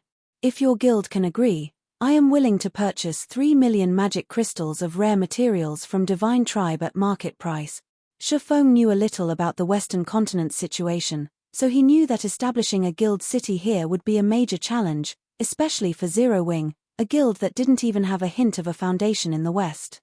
However, a guild city was necessary for Zero Wing's future development. Without one, the guild wouldn't have a foothold in the West and would be subjected to the local powers' suppression. This was why the various powers, who could travel between the continents, always established strongholds in both places. The Azure Chamber of Commerce's Demonstone Town, which stood outside of the Fire Dragon Empire, was one such example. With its own trade hub, Azure didn't have to worry about superpower suppression, even if they grew jealous. He also needed a guild city to deal with an even greater problem. More powers would establish routes between the two main continents as time passed, and when they did, Zero Wing would face even more competition. Even Divine Tribe might find a way to the eastern continent, and when it did, it would sell its resources in the east rather than rely on Zero Wing as a middleman, earning more profits as a result. Thus, it was imperative that Zero Wing have its own guild city on the western continent. 3 million magic crystals? Adolph's eyes grew wide as he stared at Shifeng in shock, and his breathing grew labored. He had never dreamed that Zero Wing was so frighteningly wealthy. Are you telling me the truth, guild leader Black Flame? Magic crystals were hard currency on the western continent. Players could easily buy certain rare materials with magic crystals, while they couldn't do the same with coins. Vendors even offered discounts if players were willing to pay with magic crystals. The western continent wasn't like its eastern counterpart. Not only were magic crystals scarcer, but demand for them was higher, as well. Take the combat runes, the various powers used, for example. Magic crystals were the main material to craft these combat runes. This was precisely why Divine Tribe had sent one of its trump card legions to capture Azure's demonic silver mine, despite it only being a grade 3 vein. The mine dropped magic crystals. 3 million magic crystals. It was an astronomical amount to any of the western continent's superpowers. Not only would securing 3 million magic crystals allow Divine Tribe to surpass other superpowers when exploring level 100 neutral maps, but it would also resolve the guild's lack of materials for its combat rune research, allowing Divine Tribe to craft tier 3 combat runes. Divine Tribe would be able to truly stand among the various superpowers. It might even have the potential to grow stronger than the continent's existing super guilds. Of course, but my offer does depend on your sincerity in our negotiations, Great Elder, Shifeng replied. When he saw the burning passion in Adolph's eyes, he could not help but marvel at the magic crystal's effects. Although Shifeng had been aware of how valuable magic crystals were on the western continent, he had never expected the continent's powers to be this desperate for them. Adolph was on the cusp of becoming a peerless monster himself, yet even he seemed intensely excited at the prospect of so many magic crystals. After a moment of hesitation, Adolph gritted his teeth and said, "Deal. I can represent Divine Tribe in agreeing to your demands. However, Divine Tribe can only dispatch 80,000 elites and 20,000 experts to help you defend your city. Whether or not these players will be successful will depend on your arrangements. An army of 100,000 is sufficient, but I will need to borrow one of your trump cards to capture a city," Shifeng agreed, nodding. An army of 80,000 elites and 20,000 experts was essentially the limit that any first-rate guild in the East could dispatch to a guild town or city. Unfortunately, maintaining the western continent's NPC towns and cities needed too much manpower. "That won't be a problem. I'll send McCaffrey's legion to assist you. However, I must warn you, if our legion loses more than 30% of its players, they will retreat." Shifeng's additional request didn't surprise Adolph. Capturing an existing, hostile NPC city was the fastest way to establish a guild city in the West. Shifeng and Adolph then signed a contract, solidifying their agreement. The contract stipulated that Divine Tribe would gather the rare materials Shifeng requested within 7 days and grant Shifeng access to a 100,000-man army to help him protect Zero Wing's city for 3 months. In exchange, Shifeng would pay Divine Tribe 3 million magic crystals. Divine Tribe would also become Zero Wing's sole ally in the West, and any materials Zero Wing required from the western continent would be purchased from Divine Tribe, unless another party could offer the materials at a lower price. Once the contract was signed, McCaffrey was instructed to return with his legion to Silver Lion City. Shifeng was then given full authority over the legion. Read latest chapters at Wuxia World. EU Silver Lion City, Divine Tribe's guild residence. Guild leader Black Flame, may I know what your plans are? With our current combat power, there are only a few resource cities in level 90 maps that we can capture. Considering the difficulty of protecting the city, I suggest we capture a resource city in a level 80 map instead, McCaffrey recommended as he pointed to areas on the map he held. Capturing a resource city in a level 90 map would be quite difficult due to the level 100 plus NPCs or monsters that protected the cities. They would also encounter level 100 mythic combatants. Capturing a city in a level 80 map would be far less of a challenge. Although these areas were a lower level, guild cities could be transferred to a different location once they met the requirements. Moreover, Zero Wing was merely trying to secure a foothold on the Western continent, not contest for hegemony. Capturing a resource city in a level 80 map would more than serve its purposes. No, I'm not interested in these cities. I want Star Valley's Starlight Fortress, Shifeng declared, shaking his head as he pointed to a location several kingdoms away from the Silver Moon Empire. To be precise, he indicated a fortress in Star Valley, a forbidden land in the southern region of the Western continent. Securing this fortress was his main goal in visiting the West. Chapter 2452, Steel Giant reappears. Chapter 2452, Steel Giant reappears. As soon as Shifeng finished his statement, the meeting room full of several dozen players fell deathly silent as Divine Tribes members turned to give Shifeng disdainful looks. This guy's really ambitious. Crap. Star Valley. Does he think we're his personal subordinates? He actually wants us to go on a suicide mission. The Western continent's various superpowers were very familiar with Star Valley. They all dreamed of owning a town or city in the map. Not only was Star Valley rich in ores, but it was also home to plenty of ancient ruins. In addition, Star Valley housed one of the only two known God Mod regional dungeons on the Western continent. It was everyone's target for exploration and capture. And Shifeng wanted to capture the Starlight Fortress in Star Valley. Guild leader Black Flame, that area is a level 100 plus forbidden land. I'm afraid you overestimate the Silver Lion Legion. Even if with the Great Elder's 100,000-man army, I doubt we'll even get through the Starlight Fortress's gate, much less capture it, McCaffrey insisted. Rather than get angry at Shifeng's goal, he offered a bitter smile. If Divine Tribe had the power to capture the Starlight Fortress, it would have done so long ago. There were too many benefits to owning a fortress in Star Valley to ignore.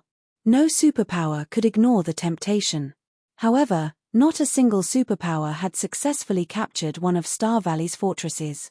McCaffrey acknowledged that Shifeng was incredibly strong, beyond the reach of ordinary Apex experts, but a handful of players wouldn't be enough to capture a fortress, especially one in a forbidden land. One would need an extremely powerful army to succeed. I understand your concerns, Vice Commander Afri. I've done my own research on the Starlight Fortress. I am sure, with the Silver Lion Legion's help, we can capture it, Shifeng explained. During his previous life, Star Valley had been extremely famous on the Western continent due to its abundant resources. The fortresses in the Forbidden Land were gold mines, and the various powers had investigated them thoroughly. Even a second-rate guild like Shadow had learned plenty about these fortresses. After considering the Silver Lion Legion's strength, Shifeng had decided that the Starlight Fortress was their best option. The Starlight Fortress was also one of the few fortresses that they had any chance of capturing. Star Valley was indeed a level 100+ neutral map, and as such, it was a dangerous location, even to veteran Tier 3 players. However, that was precisely the reason that Shifeng wanted it. Star Valley's fortresses had survived since ancient times, so they contained legacies that were far stronger than anything from the current era. The human race had had far more Tier 3 individuals than it did now. In fact, completing their promotion to Tier 3 hadn't been nearly as difficult during ancient times, but the human race had eventually lost many of their legacies in the countless wars since, making it far more of a challenge to reach Tier 3. If he could capture the Starlight Fortress, Zero Wing's Tier 3 experts would gain a massive boost in strength. Since you've made up your mind, I suppose I have nothing more to say, Guild Leader Black Flame. We can set out once the Silver Lion Legion has rested, McCaffrey conceded. Seeing Shifeng's confidence, he gave up trying to dissuade the swordsman. Divine Tribe had already forged an agreement with Shifeng, and it was up to him which town or city they attacked. Whether or not they succeeded was none of his concern. Following which, the Silver Lion Legion's 8,000 members prepared for their expedition to Star Valley. After the meeting, McCaffrey gave his report to Adolf. He wants to capture one of Star Valley's fortresses. Doesn't he realize that Star Valley is a special forbidden land, in which berserk skills are prohibited? Adolf was a little surprised when he heard the news. Players couldn't rely on their berserk skills in the Star Valley, which was why the various superpowers had so little hope of capturing its fortresses. Those fortresses strengthened the mythic monsters in the area, giving them far greater combat power than ordinary mythic monsters of the same level. Without berserk skills, not even Tier 3 players had a chance against those mythic monsters. Furthermore, each of Star Valley's fortresses contained more than one mythic monster. Based on the various superpowers reports, each fortress was guarded by at least 3 mythics, some even had 5.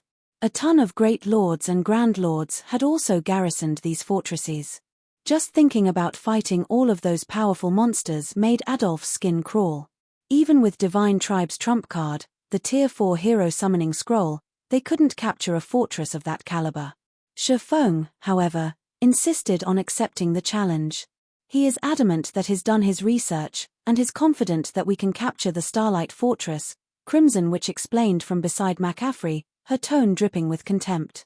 At this stage of the game, the various superpowers had barely scratched Star Valley's surface. They had barely begun to exploit the Forbidden Land's resources.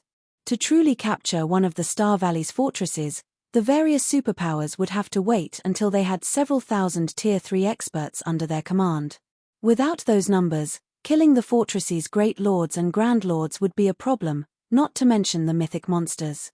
I want all of you to be careful. If you lose over 20% of your forces, retreat immediately, Adolf instructed after giving the matter some thought. The various superpowers have already begun to raid level 100 team dungeons, and they will conduct many more large-scale operations in the future. We can't afford to suffer serious losses at this crucial moment. Level 100 team dungeons are our guild's top priority. Understood, McCaffrey replied. He shared a similar opinion with the Great Elder.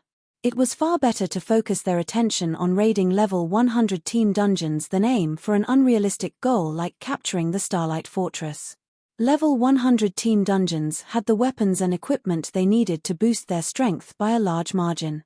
That equipment would also help the guild's Tier 2 experts complete their Tier 3 promotion quests much sooner. Their guild would only grow stronger as a whole if they had more Tier 3 players. Following which, McCaffrey met up with Shifeng's group at the teleportation hall with the Silver Lion Legion in tow. They teleported to the Golden Sands Kingdom, the closest country to the Star Valley. The Golden Sands Kingdom was also a desolate country, with 80% of its territory comprised of desert. Once they had reached the Golden Sands Desert, the group continued for another 10 hours or so on mounts to reach the Star Valley's outer region. When the group arrived, the mighty Silver Lion Legion stunned the various major powers experts in the area. Although the Legion members had concealed their identities with black cloaks, their intense auras drove off any Tier 3 experts in their way. Finally, after another 3 hours of travel, Shifeng and his small army reached the top of a forested hill a short distance from the Starlight Fortress. From this vantage point, they could all see the massive tower in the middle of the forest and the sturdy walls that surrounded it. Oh! People have made it here already? Shifeng was a little taken aback to see a group of players fighting a short distance away from the fortress. Star Valley was a level 100+ forbidden land, and very few players had the strength to grind in its outer region, much less near the Starlight Fortress. The Starlight Fortress was situated on the boundary between the Star Valley's inner and outer regions. Even the weakest monster here was a level 105 lord, and the strongest was a level 110 mythic boss. Not even the various superpowers' main forces dared to approach this area casually. And yet, a group of players fought near the fortress's entrance. It was astounding. There were only 500 members of the team, and every one of them was an independent player. What a powerful adventurer team! They have over 30 Tier 3 players on a 500-man team, and the lowest level among them is level 105. This team can practically rival a top-ranked first-rate guild's main force, Crimson Witch commented. Of course, when Shifeng's group had noticed the adventurer team, the members of that team had noticed Shifeng and his small army. There's so many of them, boss. What should we do? A level 106, Tier 3 Ranger asked the robust man tanking a level 110 Grand Lord ranked archaic species. Although this robust man only wore leather armor and wielded a pair of gauntlets as weapons, a layer of strange energy enveloped his form, which drastically reduced the amount of damage he took from the Grand Lord's attacks. Even when the Grand Lord successfully landed a hit, the man only lost around 20,000 HP. To Tier 3 players, this amount of damage was practically negligible. This quest boss is already in the red. Ignore them for now. If they dare try to steal our kill, we'll drag them down with us, the robust man growled. His gaze contained no fear, even after he noticed the Silver Lion Legion's overwhelming numbers. I agree. I have checked their mana signatures. They might have more players, but only 70 of them are Tier 3 players. If it comes down to a fight, we'll make them suffer. A ruthless man, who wore similar leather armor and wielded a greatsword, agreed with a sharp nod. Any other adventurer team would have likely fled if they encountered the Silver Lion Legion, but they were different. They'd never back down from a fight, even if they faced an army of 8,000 players with several hundred Tier 3 experts. Guild leader Black Flame, should we make them leave? McCaffrey asked as he turned toward Chiffong. They were here to capture a fortress. Even if they were merely a slightly powerful adventurer team, outsiders could affect the outcome of their operation. However, as Chiffong was their commander this time, and McCaffrey decided to seek his guidance, rather than take action immediately. That won't be necessary. We'll just do our own thing, Chiffong said, shaking his head. He had no intention of clearing out the area. Read latest chapters at Wuxia World. EU. If we don't force them to leave, Guild leader Black Flame, we won't be able to besiege the front gate, McCaffrey insisted, exasperated. The Starlight Fortress only had one entrance, and it was the least protected area. Thick walls that were 12 meters high surrounded the fortress on every other side, and they were treated with special magic that prevented players from vaulting over them. In addition, many level 110 Great Lord and Grand Lord ranked elemental guards paced atop the walls. Not only could these elemental guards launch long-range attacks, but they also had AoE spells. Those monsters would likely bombard them to smithereens before they could destroy the fortress's walls. Before McCaffrey could continue, however, Chiffong retrieved a steel giant that blotted out the sky. The Crimson Dragon flying ship. Chapter 2453, Crimson Dragon Flying Ship's Might. Chapter 2453, Crimson Dragon Flying Ship's Might. A flying ship? When Divine Tribes members saw the gigantic Crimson Dragon flying ship, their eyes nearly fell out of their sockets, including McCaffrey and Divine Tribe's other upper echelons. The Crimson Dragon flying ship was massive. They had previously thought that flying mounts dwarfed land mounts, but compared to this, flying mounts were little more than children standing before an adult. So, this is the rumored flying ship. McCaffrey could not help but marvel at the Crimson Giant and its glowing runes and magic arrays engraved on the hull. Even the ship's mana mesmerized him. As one of Divine Tribe's upper echelons himself, he had heard about Zero Wing's flying war weapon, but seeing the real thing in person still shocked him. Before a steel giant like this, monsters and player armies were meaningless. When the adventurer team fighting in the distance saw the Crimson Dragon flying ship, some even forgot about the monsters they fought for a moment. Only after the monsters' attacks threw them did they recover their senses. What is that? Crap. Is it really necessary to go that far? The members of the adventurer team felt stifled and afraid as they gazed at the flying ship. The confidence they had held on to began to wane. Boss, what should we do? Look at those bastards. We are only a team of 500, yet they've revealed that thing to intimidate us, the ruthless, great sword-wielding man cursed as he stared at the distant flying ship. With the weapons they had on hand, the idea of fighting the steel giant was a joke. It would be akin to fighting a tank or fighter jet with sticks. The two sides' combat power was on entirely different levels. Meanwhile, the robust man, this adventurer team's commander, watched the ship with a grim expression. Even if he had to face several dozen Tier 3 experts all by himself, he would still have the courage to put up a fight. He was even confident he could escape with his life even if he couldn't win. However, faced against the Crimson Dragon flying ship, He wasn't even confident in being able to escape. At this stage of the game, any player that spent considerable time in a major NPC city knew what a flying ship was, and although most didn't know exactly how powerful they were, it was easy to guess. Flying ships could fire magic cannons from the air, and even the weakest magic cannon had peak tier 3 power. Moreover, magic cannons' attacks were AoEs.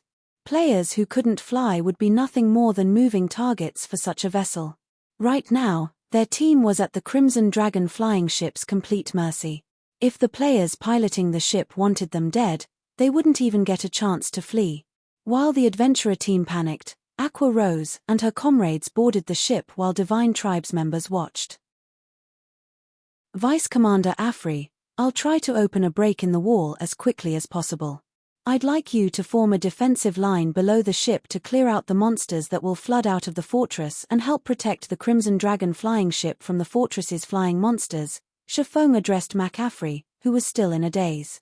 Any other power would have to enter the fortress through the front gate, but with the Crimson Dragon flying ship, it didn't matter where Shafong's army attacked from. Hearing Shafong's instructions snapped McAfee out of his daze, and pulling his gaze away from the flying ship, he turned to Shafong, advising, "Do you really want to go in through the wall, Guild Leader Black Flame? That fortress has survived since ancient times, and its walls are much stronger than those of a modern fortress.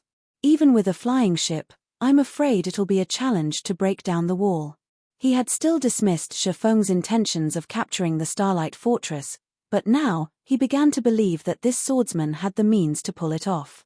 Opening a hole in the fortress's defenses was the most difficult aspect of trying to capture one. All fortresses had an auto-repair feature. If players couldn't exploit that weakness before the wall began to repair itself, there would be no hope of success. Naturally, the weakest point in the fortress's outer defense was its front gate. The walls were far sturdier and had much higher durability in comparison. Relax. We should have enough time. As long as the Silver Lion Legion can keep the flying monsters off the ship, we'll be fine, Shafong said, chuckling at McAfee's concern. Can your legion accomplish that? Destroying the front gate was the simplest method of creating a weakness in the fortress's defense, but if players opened a path by destroying a section of the wall, the monsters within would be far easier to deal with. The fortress's walls were reinforced by magic arrays, which were linked to form a complete array that enveloped the entire fortress and strengthened its allied forces. This was why the monsters within were so much more challenging to defeat than monsters in the fields. If players could destroy a section of the walls, however, they could damage the magic array engraved onto it. This, in turn, would weaken the strengthening effect the array had on the monsters within. Unfortunately, destroying the walls was normally incredibly difficult for players, many times more difficult than destroying the gate.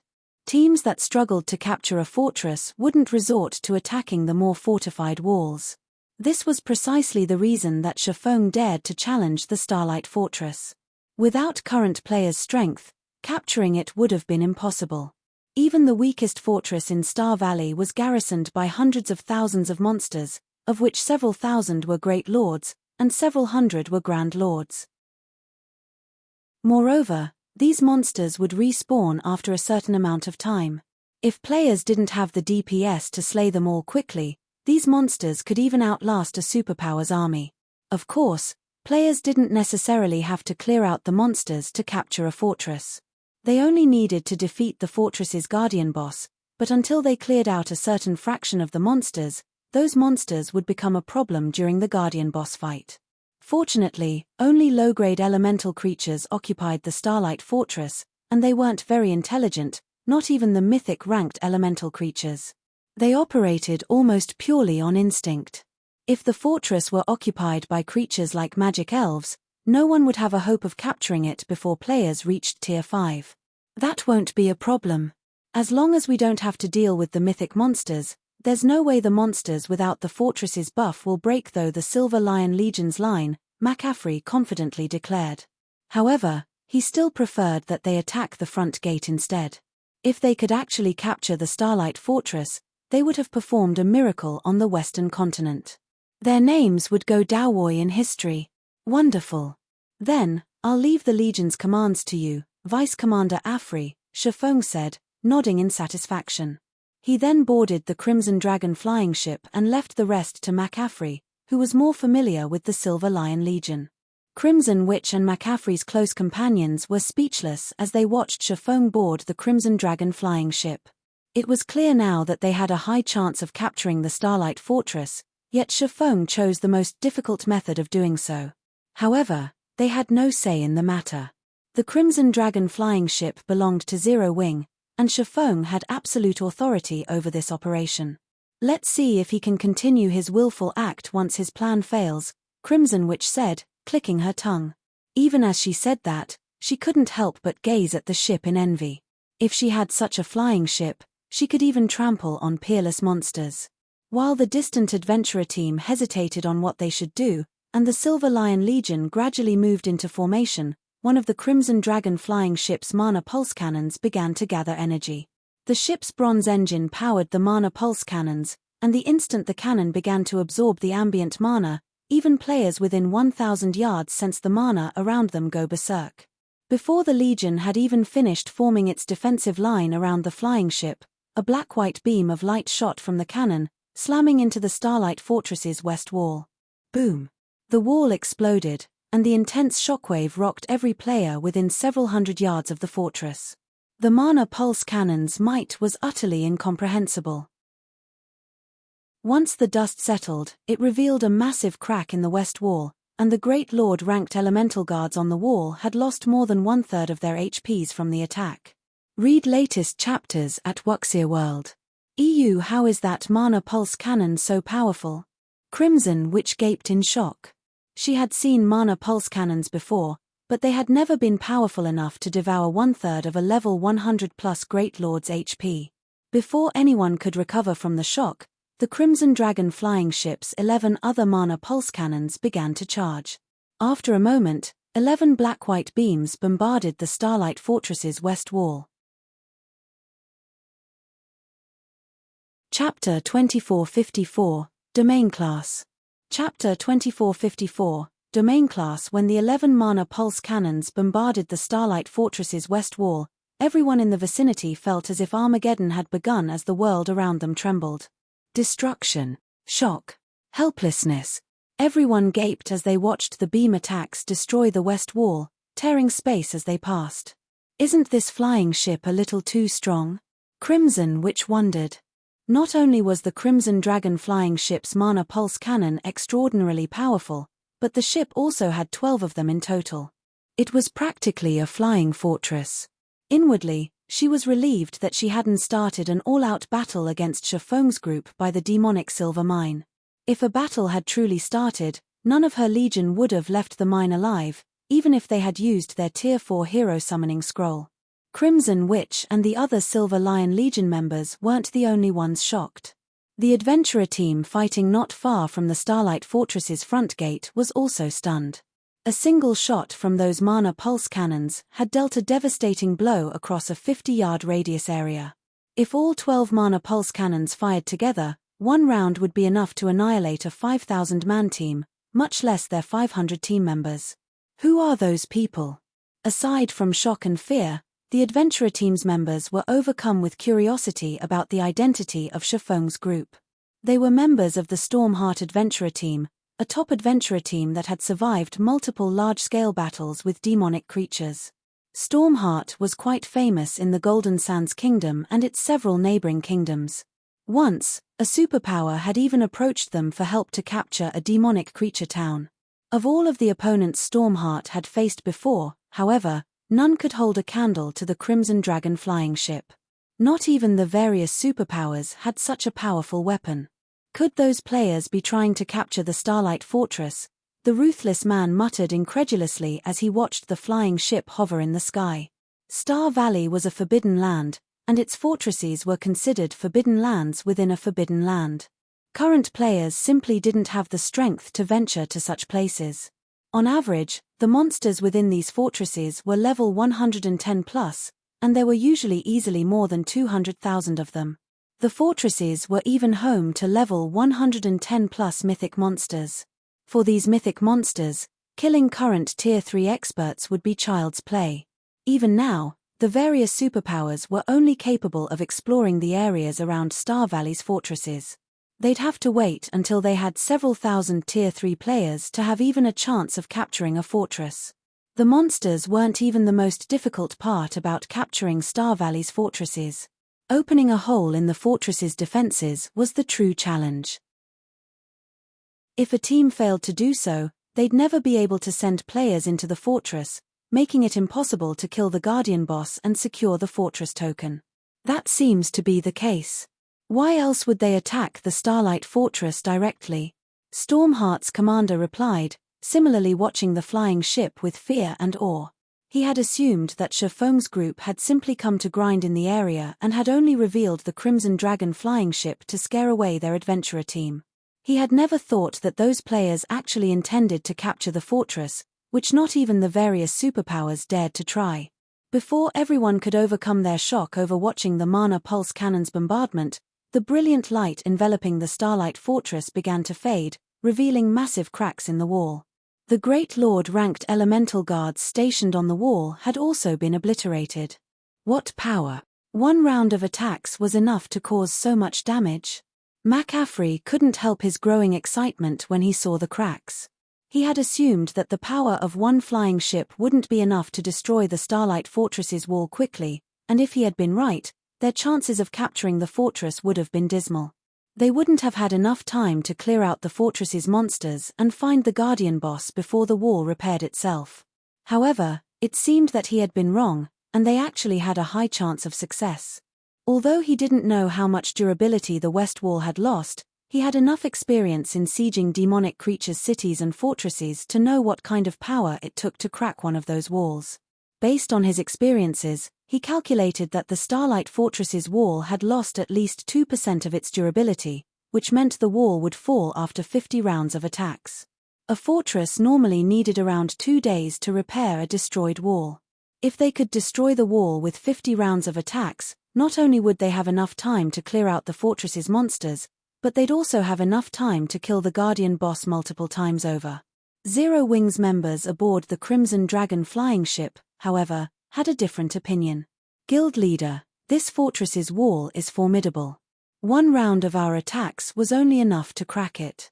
It's practically as solid as the walls around major NPC cities, Aqua Rose said, astonished when she saw how little damage the West Wall had taken. She was very familiar with the power of the Crimson Dragon flying ship's Mana Pulse Cannons.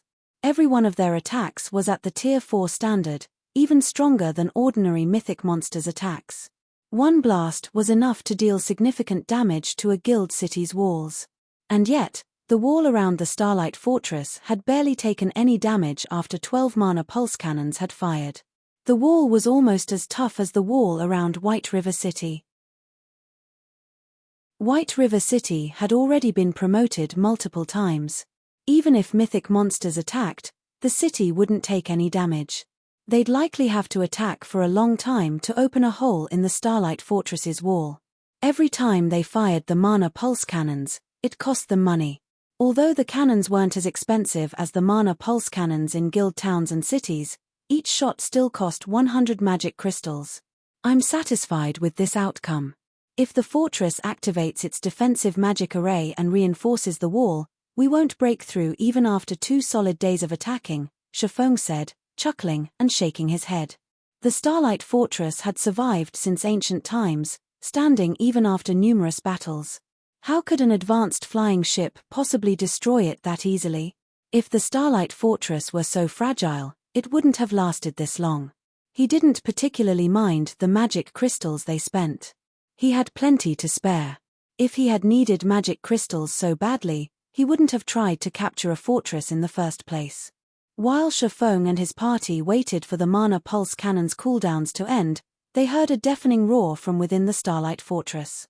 Even from several thousand yards away, they could hear it clearly. The Starlight Fortress's gate then opened, and swarms of elemental creatures flooded out. Flying elemental creatures launched themselves from the fortress. At a glance, there were easily over 50,000 monsters, and every one of them charged at the Silver Lion Legion and the Crimson Dragon flying ship. Why are there so many? McCaffrey felt his scalp tingle as he watched the incoming swarm. Even in the worst-case scenario, there should have only been 10,000 or so monsters spilling out of the fortress, according to his initial estimates.